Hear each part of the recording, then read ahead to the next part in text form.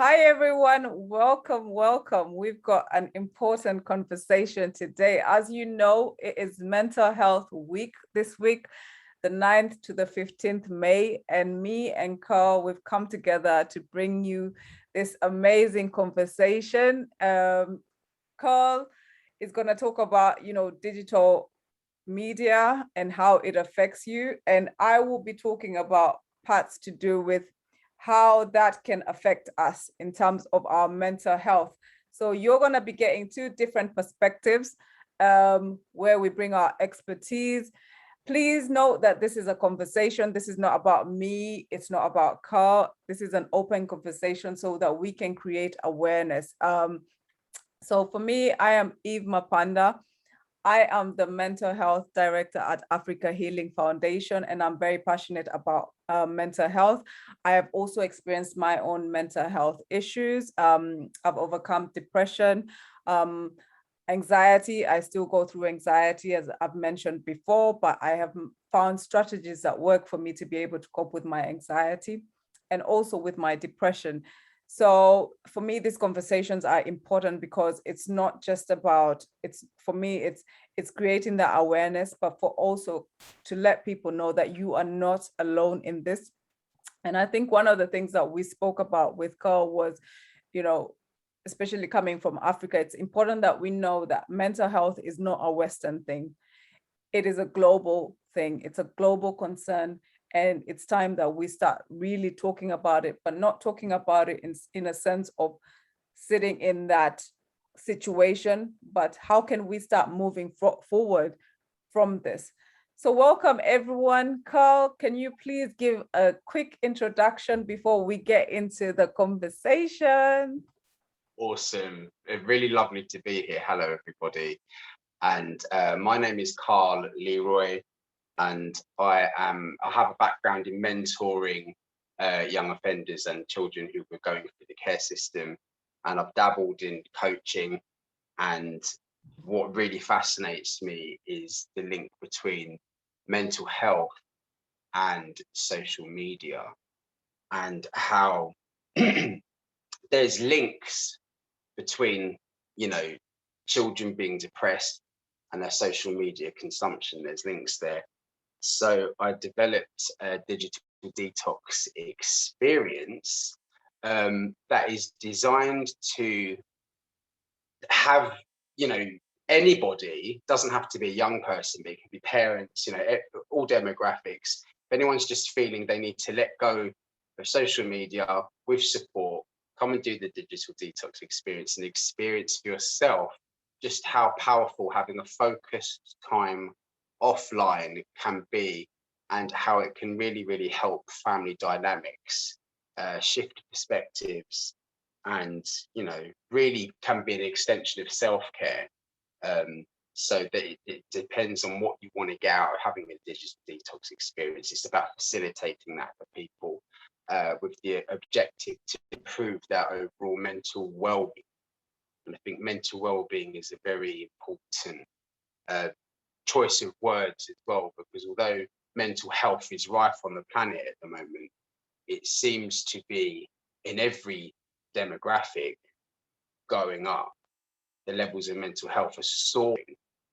So I want to spin it onto mental well-being and empower people to activate higher states of consciousness, and be the best that they can be.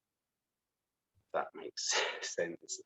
Thank you. That is amazing. And we are going to actually, I want to start using that more, mental well-being. So I love that you brought that up. So for those people who are wondering why we chose loneliness, that's because this week, the theme for Mental Health Week this year is loneliness. So we linked it to social media. That is why we chose loneliness. So, sorry, I'm just getting someone in. So the title is, does social media play a role in loneliness? And this is a very important topic, as we all know.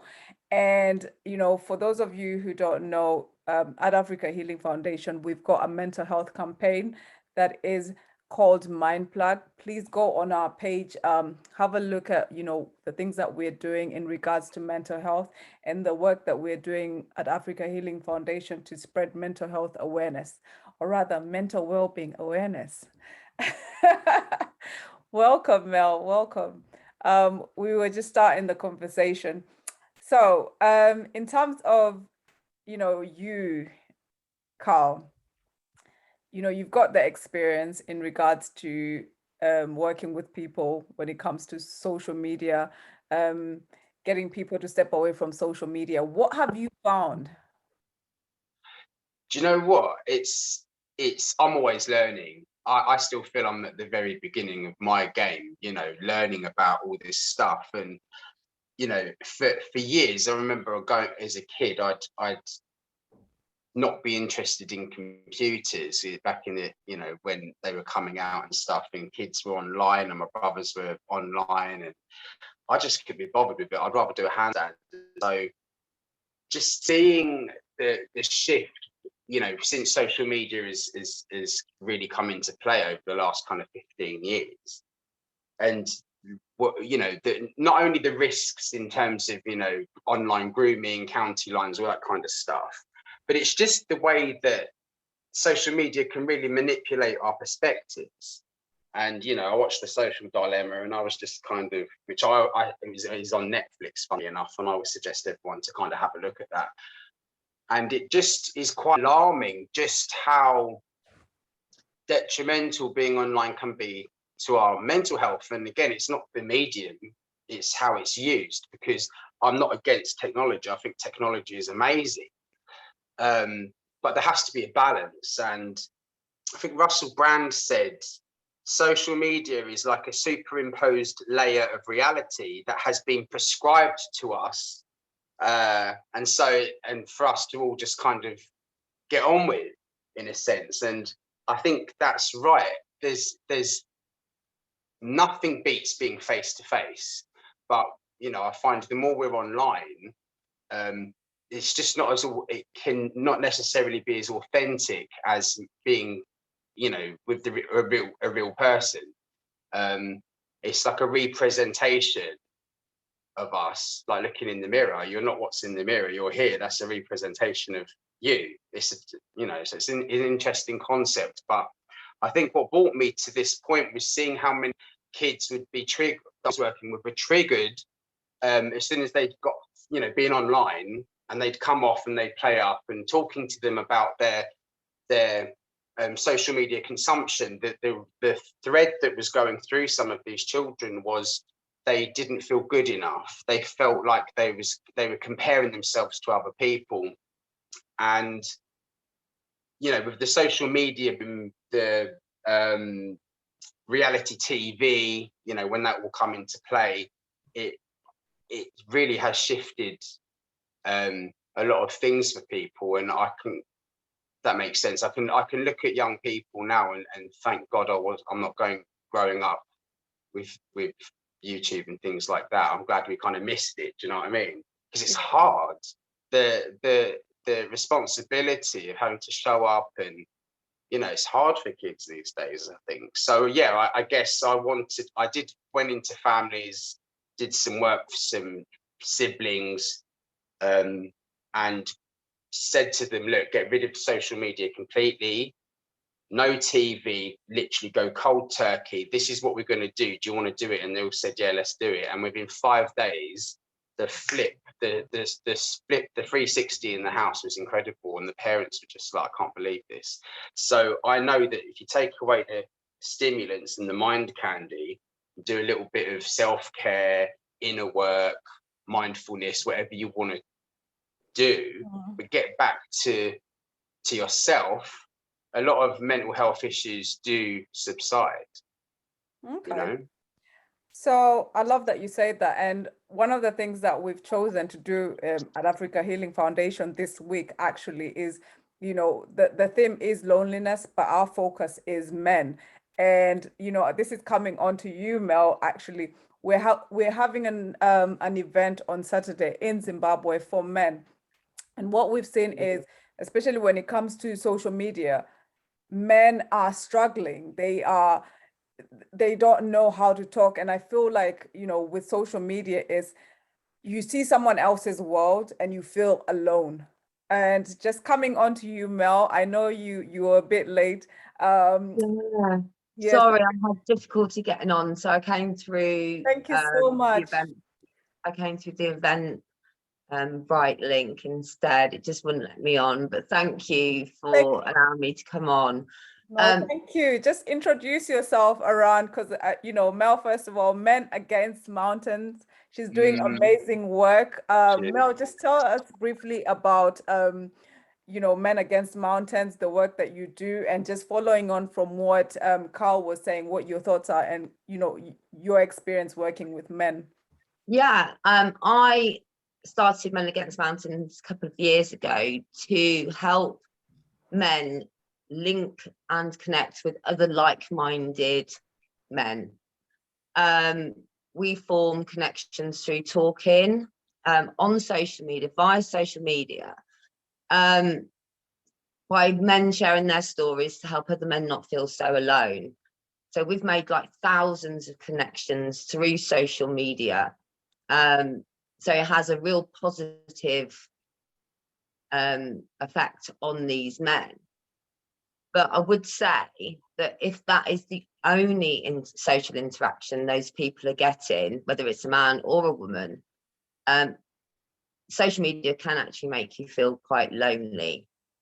It can be, it plays its part, definitely in loneliness, because if that is the only, like what Carl says, humans need to connect physically as well as mentally. And we're very tactile, aren't we? Well, most of us are, and we like smells and feels and auras and eye contact. So I think if a man is only being connected through social media, I would say, that person will obviously feel lonely at some point in human form. So I think we need to get a good balance of both, like what Carl said. If you're only using social media to connect with people, that is quite worrying. However positive it can be, it can obviously become a negative aspect. It can make you feel quite isolated. But then again, we can be in a room full of people and still feel lonely, which is something that I felt many times when you've like disconnected with yourself mainly. So that maybe having more sinister, we need to think about why we're feeling detached when we're in a room full of people as well. Oh, wow. That's really amazing. And I loved that you touch upon that.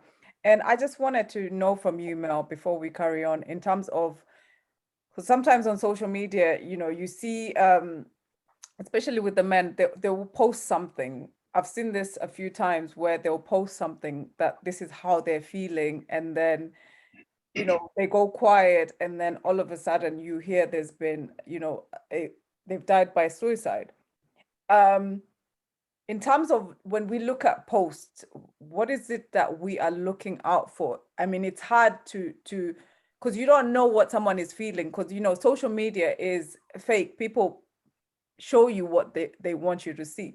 So what are some of the things, like, with your experience, in terms of like when men communicate through social media, how can one know, when the right time to reach out is?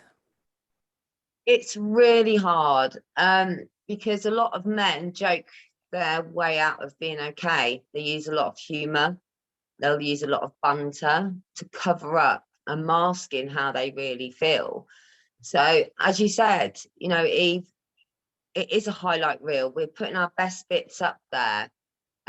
So this is why my page is so important, because my thread is actually filled with people being actually quite authentic on there. They actually say, 2 years ago when I started the page, I would have said my answer would have been completely different. There was not many people speaking out, especially men, about really how they felt, because they were scared of people not necessarily liking the post, but any interaction through it. You know, people would skim past those because they don't know how to react to it.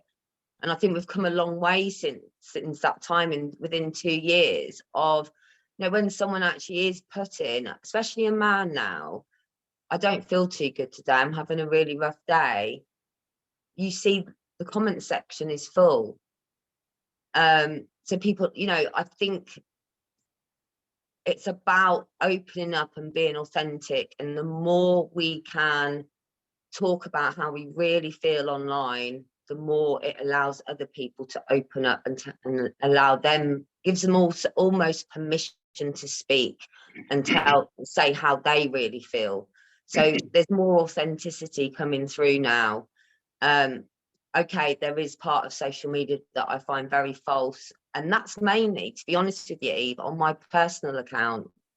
3 Men Against Mountains and the accounts I follow, it's very positive. You know, even if we're talking about something that's really deep and deep rooted in our feelings, there's a positive response to those things. But on my personal account, on my social media, everything is just, oh, you know, lovely and filtered, over filtered. And yeah, I think it's very masked, because I should think a lot of those people aren't really being authentic and saying how they really feel. No, and I think if I'm being honest, I've been in that situation, you know, when I used to think about, I used to see people's lives on social media, and I used to think about that could be me. And it would be like, you get a sense of loneliness in terms of, you know, are you the only one who's not living that life?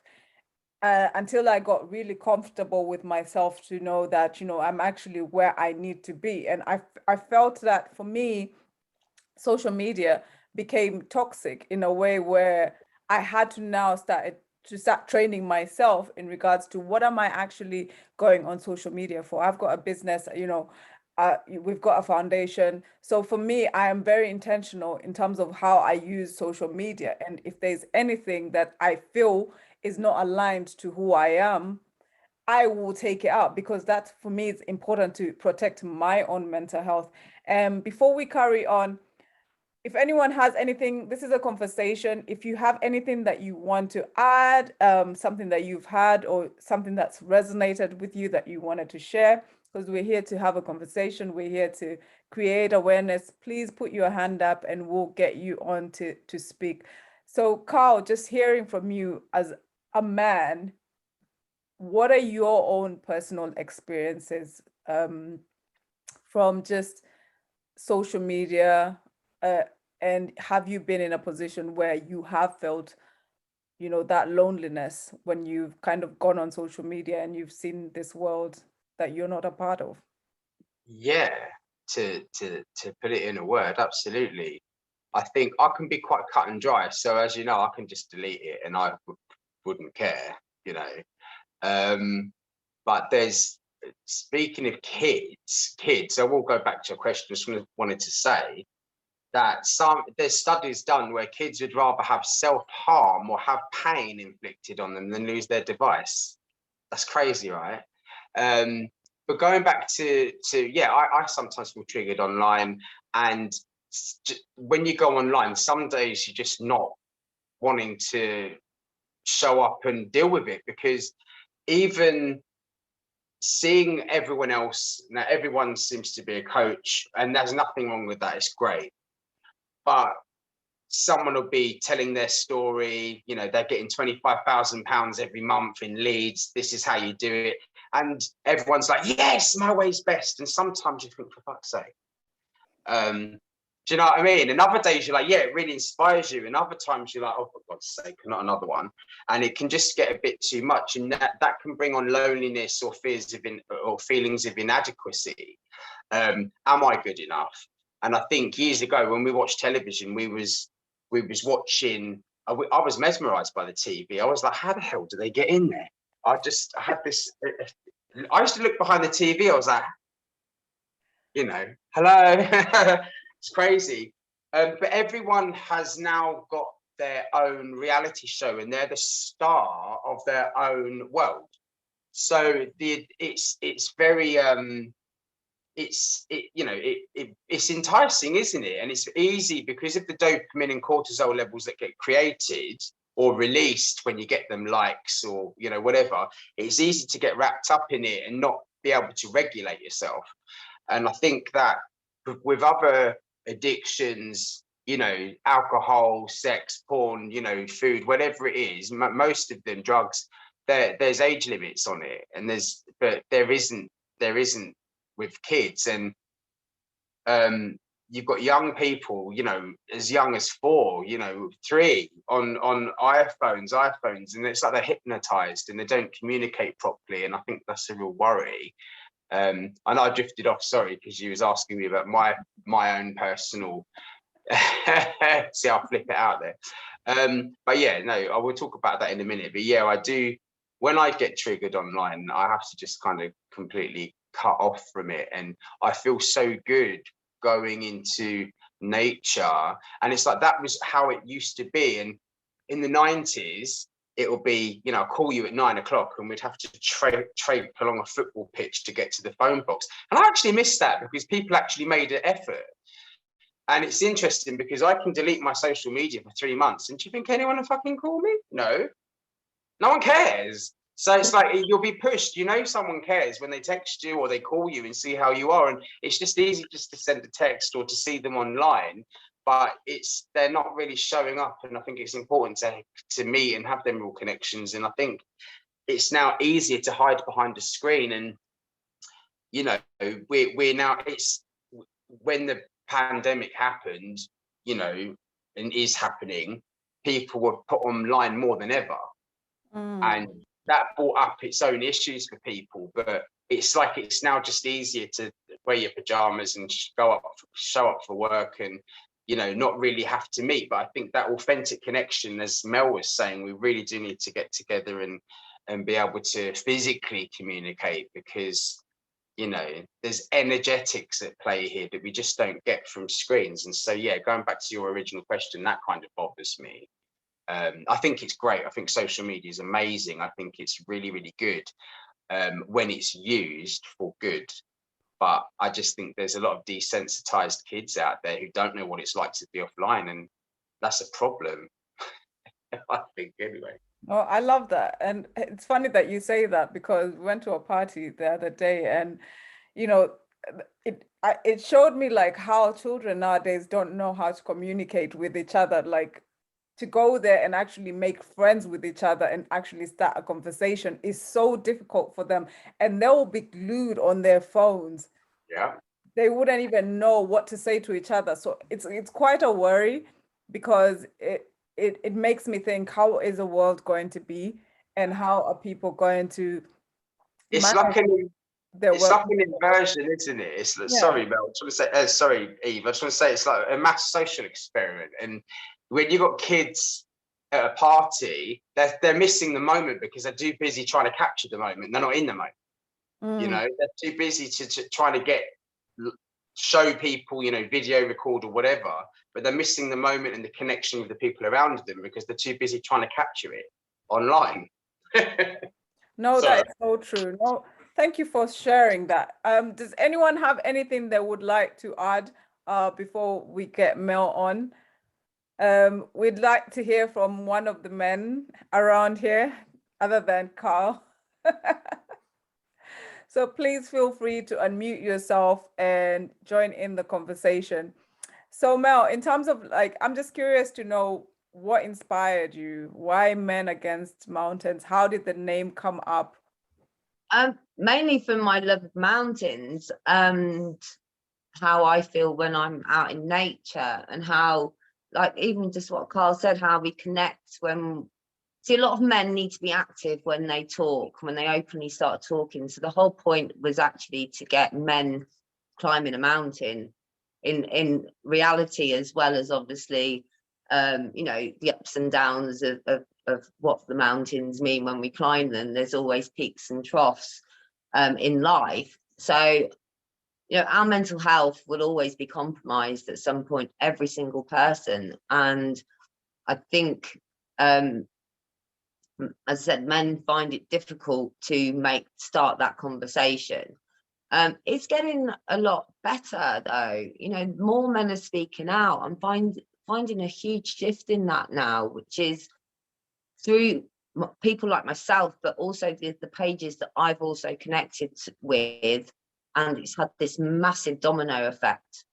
So you know, right now, more men are speaking out. They've still got a lot of stigma to break. Don't get me wrong. There's still that, you know, men are weak if they cry. Men are weak if they show their vulnerabilities.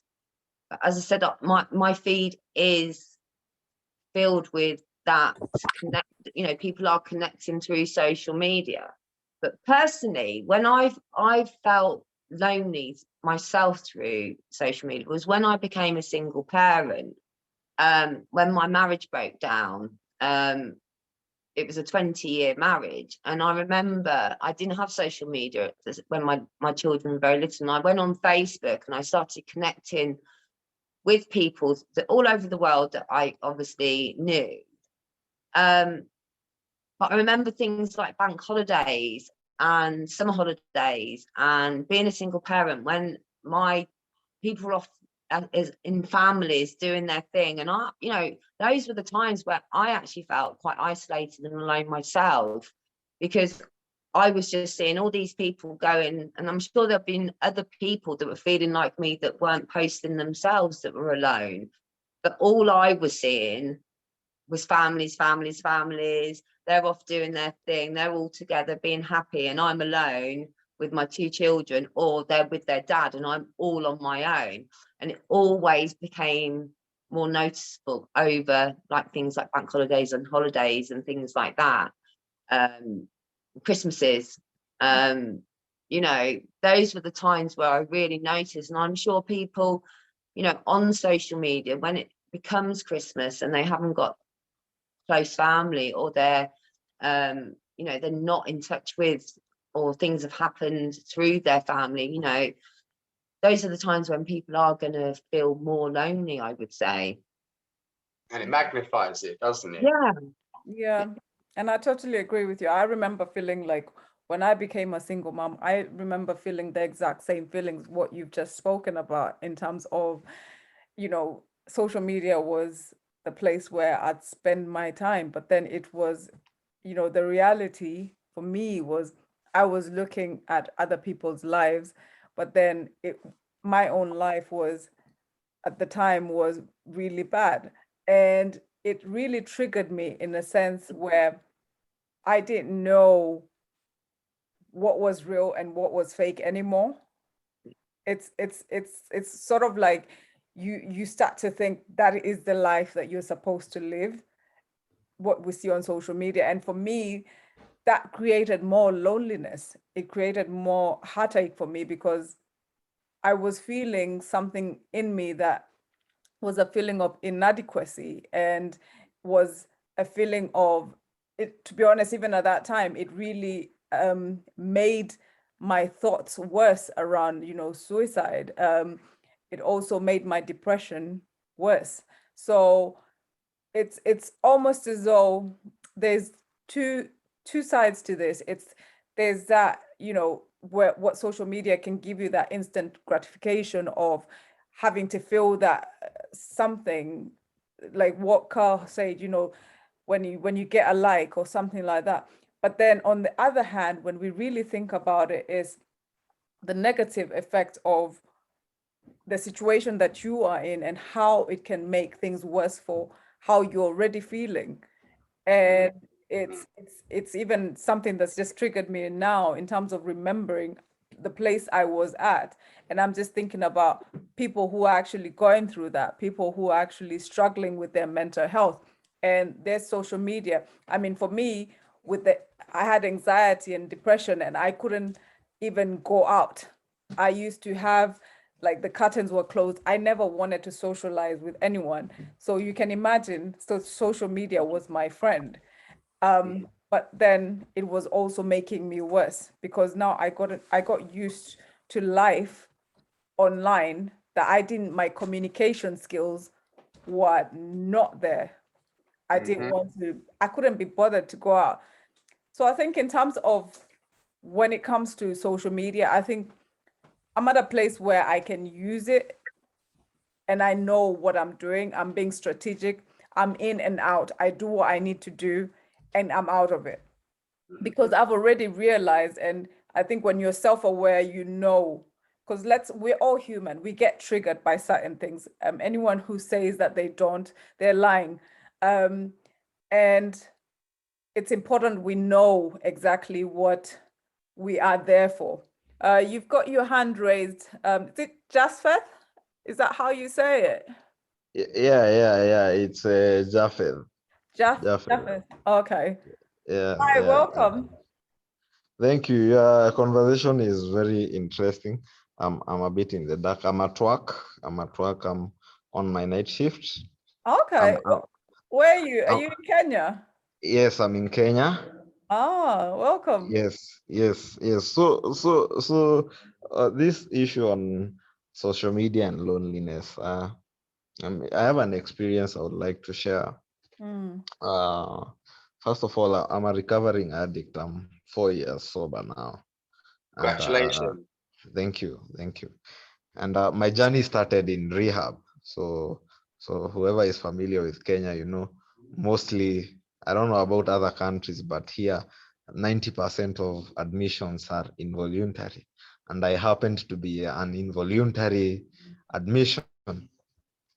So I remember I was admitted to rehab on April, discharged on July, and we were taught that we have to stay away from people, places, and things.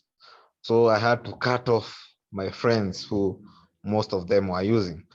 So I even changed my phone number, I changed everything. But there is one thing I didn't change. I didn't change my Facebook handle. I didn't change my Twitter. I didn't change my Instagram. So July, August was easy. September was easy. October, November. Then came December. So December, still sober. So I go online and I see people partying, having a good time, drinking, smoking. I felt so left out. And I remember my first experience, it was at night.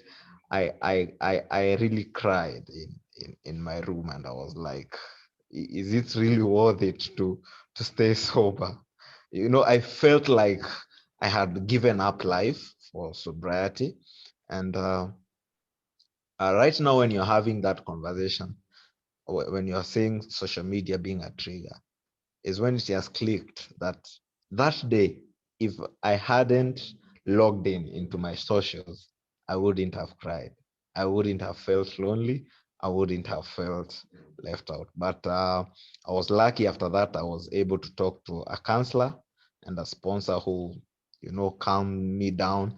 And through the time I've met friends, some of them who are even on social media. I've learned how to deal with the emotions of seeing my friends out having a good time and I can't be there because I'm not using anymore. But yeah, in the first month it was difficult. I cried 2 times that day and then a later date. Thank you for letting me share. Oh, that is such an amazing, like I felt that story, and I'm sure we can all agree that, first of all, you speaking out what you've just said this is how we're making change just by simple conversations like this. People might think that, what we're doing is small, what we're doing here, but believe you me, I believe in the 6 degrees of separation, and your message could save someone. And that's why I always encourage people to talk. I know Mel is waiting to say something because I can feel it. Mel, do you? Yeah, I really resonate with that. I was not addicted to alcohol or anything like that, but there was a time where I had to take time out away from the social circle, and I totally resonate with that. When you're trying to get yourself better or you're healing, or as you said, JPEth, it's those environments you had to stay out of because you could have quite easily gone back, and you put so much hard work in, so to stay out of social circles, I can completely resonate how hard that was for you. And, you know, good on you for sticking with it. I do find that people sometimes forget, though, where you are, and that you don't necessarily always have to socialize with a pint or with alcohol. You know, you can go out for a nice meal with a group of friends, and you know, if they are good friends and they know that you're going through certain things, then everyone doesn't drink, nobody drinks. Or you can go for coffee. You can still be connected with people in real life just because the drink or drugs is not involved, if that makes sense. You know, you can go into social environments like the gym, or go to, say if it was alcohol anonymous meetings, or meet people through, none of you are going to drink. So you can connect through social media that way with groups that might help you. That would be a little bit of advice, that maybe you can join, you know, Contact Men Against Mountains. There's loads of people that are, you know, that have been sober for God knows how long, and I follow some amazing accounts, and they could give you a lot of support with that. You know, and your social circles can change. What you do socially can change. It doesn't mean that you can't be social anymore. You just have to find different ways around sort of doing that. And I do believe when you come off social media, say if you came off social media, JPEG, sometimes people forget to invite you because you're not in the Facebook group, or it's not done on Messenger in a thing, or a WhatsApp group or something like that. When you're not on social media, and you know, I've got a couple of friends that do not do social media, but they do get left out of arrangements for things. Sometimes they get forgotten about. So that can also be another reason why being on social, but using it in the right manner, still being connected, but at the same time not being forgotten about if you weren't on it. 100%. That's really amazing. Oh, Warimi's got her hand raised up. Let's go mental. Hi, Warimi. Do you want? Hi, Eve, how are you?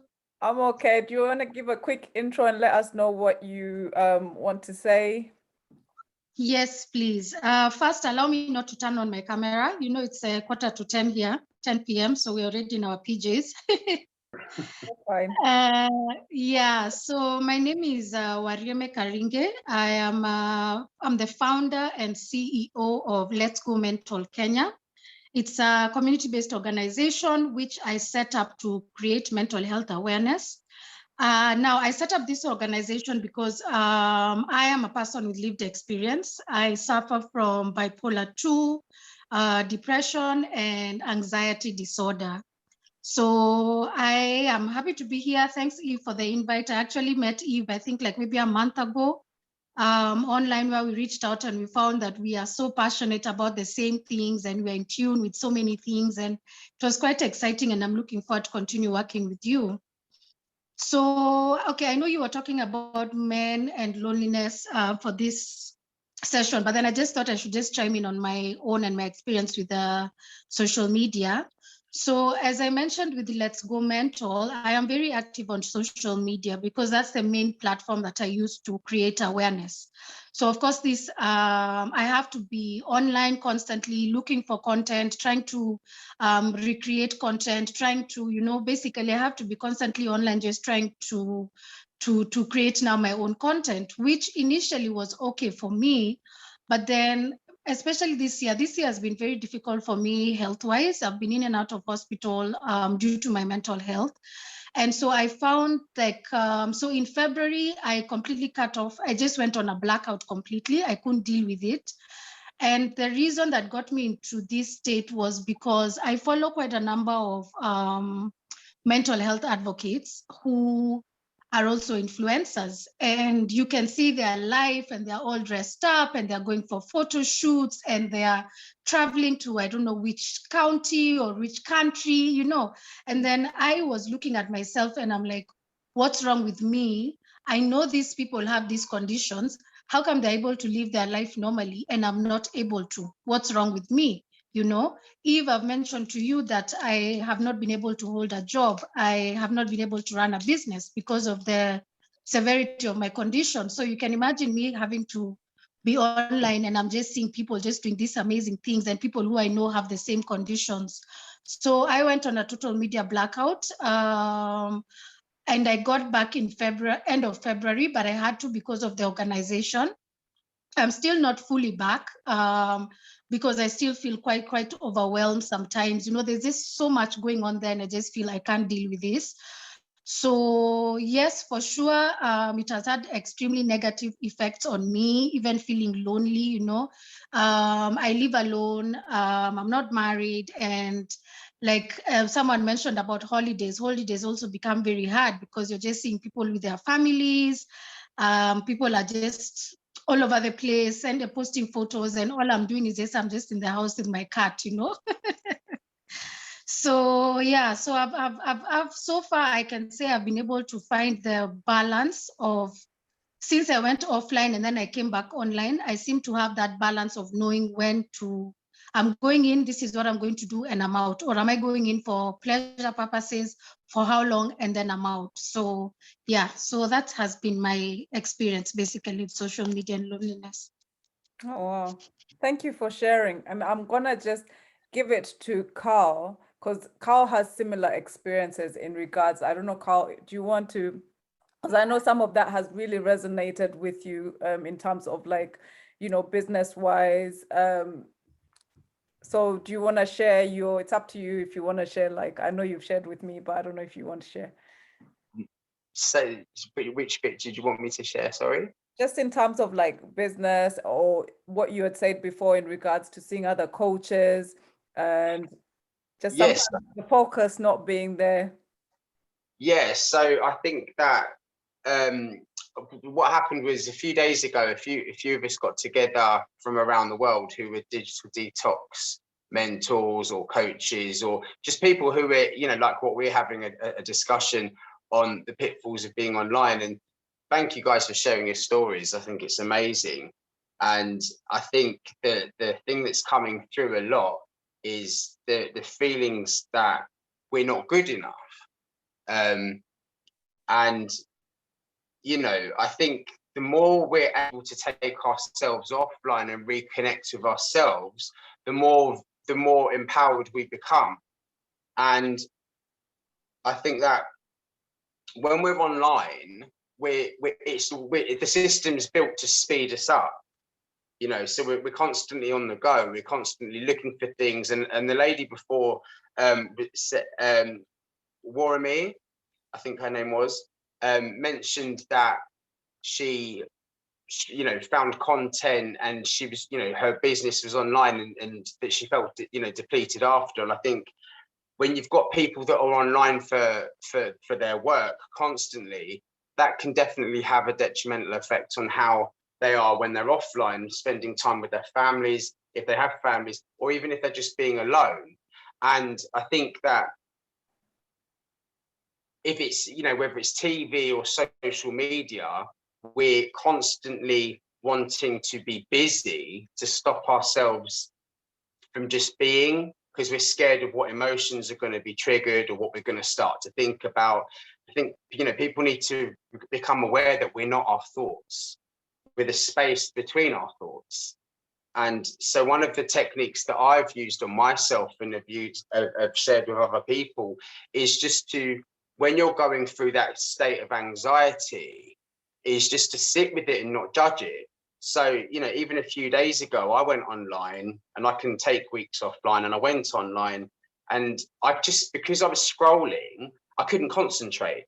So I couldn't get any of my work done that I was meant to get done because I was just, you know, especially having ADHD as well, I was, you know, sped up to the point where I just couldn't focus on anything. And then the self-doubt kicked in and the abusive thought patterning start to happen. And you just, you know, I'm quite good at now being able to just sit with it and accept the moment that you're in and allow the thoughts to pass through you without judging them, just let them come through. And I think the more we're able to kind of do that and center ourselves, the less likely we are to want to be distracted. And social media will then just become like a sideline. But I understand that, you know, it's hard when people have to spend so much of their time working online. And it's like, it's by default. I wouldn't have an email if I didn't have to. I could quite happily chuck my phone in the river and be done with it. But the system doesn't allow it. So yeah, it's just finding a balance, and it can be difficult. But there is I can't find it, Mel. Sorry, Eve.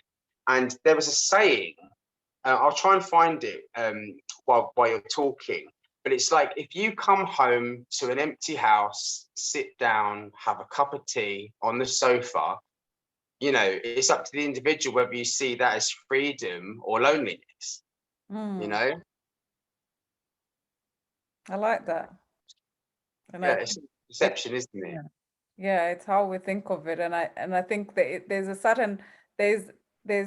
certain loneliness that is good for me. There's a solitude that allows me to think, to be myself, to explore who I am as a person, and it's realizing, you know, when that's healthy loneliness and when it's toxic loneliness. And I think it's really important that we're truthful with ourselves when it comes to social media. We're truthful with ourselves when just in life in general.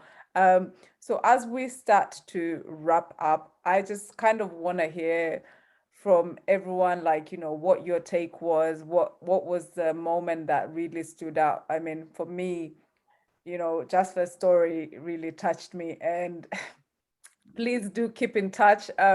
We need to have more conversations like this. We need to, you know, I'm so encouraged by this conversation, and I really think that I want to have another one next month, because this is something that I am, you know, we want to grow this. We want to have conversations, because someone's going to listen to this, and that person, we can save a life. Yeah. We can save someone from addiction. So to know that, you know, it's okay to have these conversations. It's okay for us to say that, do you know what, social media triggers me, and not feel ashamed. Because, you know, I think I don't know about you all, but I am tired of people, you know, looking down on people when they say that, you know, they're not into social media. I don't like social media. I can't stand it, but I have to be there because it's business. I don't like it. And I feel like, you know, this whole new thing of, you know, you have to do everything there to be noticed and all this thing. You know, we need to be one of the people that actually start saying, yes, it's there, but sometimes I don't feel okay to be on there. Yeah. And it's okay. No, you're 100% right. I just wanted to quickly say that I was chatting to someone the other day, and it's very, you know, she said about getting a Facebook together and having to, you know, create content and things like that. And I thought, what did we do to drum up support and awareness before social media was here? You know, we went out, we canvassed, we got flyers, you know, we called people on the phone. We, you know, there's all these different things that we don't necessarily do in the same vein. And I think, you know, if we can kind of get back to that somehow, I think it could be really, really cool, especially for young people who, you know, maybe don't communicate together how they, or have never known that kind of thing, because, you know, we'd go out and play all day in the sun, and because of what's been going on the last few years, people are very reluctant to let their kids out for fear reasons, and so they're stuck on Candy Crush Saga all day. And it's like, and then they can't talk properly because they are so desensitized, and they're not speaking properly, and all these kind of problems that have come through. And I just think, speaking to young people, they're like, this is, we all need a digital detox in our lives. There's no facilitation for that. When is your next one? Let the audience know. If people want to do it, coming offline is, I mean, Mel did it, is such a small part of what it's about. When are you having it? When's the next one? Maybe June. It depends if the demand is there, you know, maybe June. I think it's great fun, and the turnaround people have, like, doing it, because we can never, unless we're actually physically meeting up at a retreat, we can't 100% be offline. You can if you want, but you still get an email sent and a short video. You'll be put in a Telegram or a WhatsApp group where you can communicate, although you're off all the apps, and you're minimizing your TV usage. So it's up to you how deep you want to go, but there's tools and there's things we work through each day. And because everyone's experience is different and what they want to get out of the experience is different, you know, it's not one shoe fits all, but there are things that tie us all together. And I'm a firm believer. And because the consciousness in the group is so concentrated, things just kind of happen. Spirit takes over, and you know, things start to really shift for people. And I think if there's supply and demand, I'll put another one out. But yeah, I just think it's about opening up the conversations on why it's good to just ditch the apps for a bit, you know, get back to ourselves. The most important computer of all, yourself. Amazing. Mel, did you have any closing thoughts? Yeah, just from going on what the lady, I can't remember what her name was, that spoke. Yeah, I think, you know, our social media feed, if we can get the balance right, it's okay to delete and unfollow people that aren't giving you what you need. So if you feel that you're the imposter monster or the imposter syndrome sets in because you're following influencers stroke advocates, get back to the people that are real and raw and are influencing you in the right way. Because if you feel like, oh, this person is better than me, and that imposter monster, I would unfollow them straight off. They might be doing great work, but that get your feedback to a bit more being authentic, because these influencers are mental health advocates as well. As you said, you know, they've got the same diagnosis as yourself. And you don't feel like you're doing enough, I would just take them off your feed. There's nothing wrong in that. And that might be a bit harsh, but you should, your feed should be authentic. It should fire your belly. It should do all those things. And, you know, I just want to say, if you are struggling with anything, talk to people online. Find like-minded people that you can really connect with, because those are the people that will take you where you need to be. You know, we can use social media in the right way. It doesn't have to make us feel lonely. It doesn't have to make, and you know, feeling lonely is a natural human emotion, but it's when we become detached from it, that's when, obviously, what I said earlier, when it becomes worrying. So I think we just need to surround our people. Everyone should just go through who they're following, and maybe take, you know, remember who you're actually following and look through. And if those posts aren't doing things for you, unfollow. Absolutely. I love that. And I think let's remember that some people, although they say they are mental health advocates, there's people who are out here who it's about fame for them. So we also need to discern when we are following people in terms of the people who actually are going through, you know, mental health issues, the people who are there to actually make real change. Because I think that also mental health, you know, it's almost become like sort of like a fashion trend that everyone wants to be on. And so we have to really discern the people who are actually doing it for the good. So yes, I think that was a really interesting conversation, and we've come to the end of our roundtable talk. I am looking forward to having another one. That went quick. Great. It was really good, Eve. Thank you so much for inviting me. Sorry I was late.